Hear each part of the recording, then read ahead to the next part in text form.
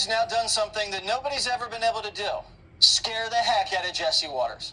Quaid has a new documentary out, Grid Down, Power Up, which explores the frightening possibility of our energy's grid going down.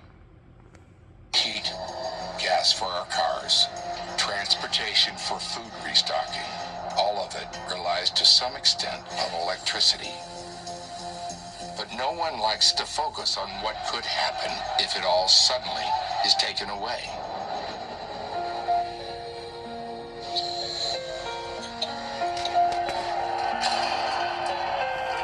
Star of the upcoming Amazon film, On a Wing and a Prayer, Dennis Quaid joins me now. So people have tried to take out our energy grid. There was some sort of attack with weapons many years ago in California. There's been several attacks on substations. I heard about one a couple of months ago.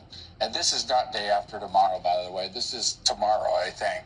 It could happen. And it's a problem that we could fix. It's basically this. In 2003, right here in New York, there was a wire that brushed up against a tree limb, and it took out the electricity for New York for 2 days.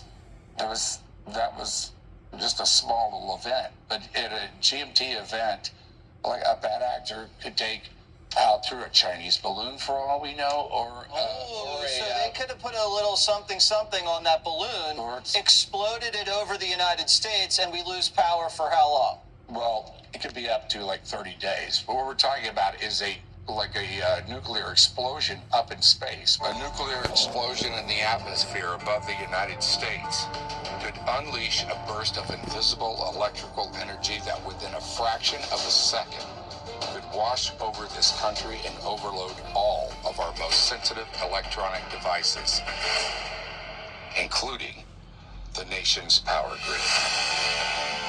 Just 30 days without electricity, it would take us back to 1880, and you wouldn't be able to get gas, you wouldn't be able to get food. The police would stay home, take care of their own families.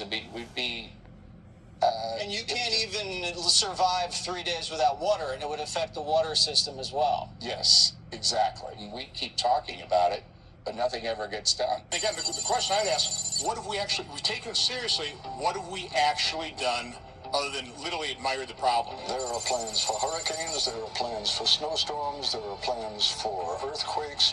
There is no plan for a cyber attack that would be infinitely longer in duration and more widespread than any of those natural disasters. Energy companies don't want to pay for it. The utilities companies don't want to pay for it. It's something that we could put in our budget over time, and it'd be about $50 billion of a $5 trillion budget that we have. But over time, this is something that if it does happen, it's going to make the COVID look like a kid's show. Wow. I mean, $50 billion, we send that to Ukraine in about a week. Yeah. That shouldn't be that much to do. You also have this coming out, On a Wing and a Prayer. I've got an emergency up here. My wife and daughters are on this plane.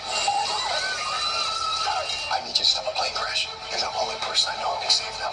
Have you flown a King Air? Never. You like playing real people. Tell us about that. Yeah. Wing and a Prayer is a true story. Doug White, who didn't know how to fly. He had one sort of discovery flight that he was scared to death of, and he took his family to Miami for his brother's funeral, and he had chartered a plane, King Air, which is a complicated airplane, twin engine. I fly them myself, and they were climbing out of the airport, and the pilot just keeled over and died right there at the yoke of a kind of a widowmaker heart attack. Wow. And so I've always wanted to do a movie where they go, can anybody fly the airplane? Mayday, mayday, mayday, I've got an emergency up here. I've got a unconscious pilot. Do you find like in Hollywood you have to hide your political opinions? Yes and no. I mean, I'm an independent. I've always been an independent. I've voted both ways my whole life. depending on which way the pendulum goes. I'm not really happy with the way the pendulum is right now, but I am an independent. How would you fix I think things? Republicans and Democrats really need each other. They do. They really do. They do. We need the Democrats to kind of like pull us along the way, and they need us to kind of like go, hey, wait a minute, let's use some common sense here. You said you like playing guys. Can anybody land this plane? How would you land this plane, this country? How would you bring us down gracefully here? I think we all have to take a breath, and I think we need to come together on some basic things. And I guess it takes time to do that. Right now, we're so separated, more separated than, I went through the 60s, and that was, it wasn't like this. And if I knew, I guess I could be president, but I can't really tell you how to do it except to start small with your neighbors, and everybody just learn to get along and just do something positive for this country. You'd probably fire a few people. Yeah, I would. But, it usually takes some kind of big thing like World War II we really got our act together when that came out. Do you think this country's going to face that type of situation if the grid goes down? Oh, yeah, for sure.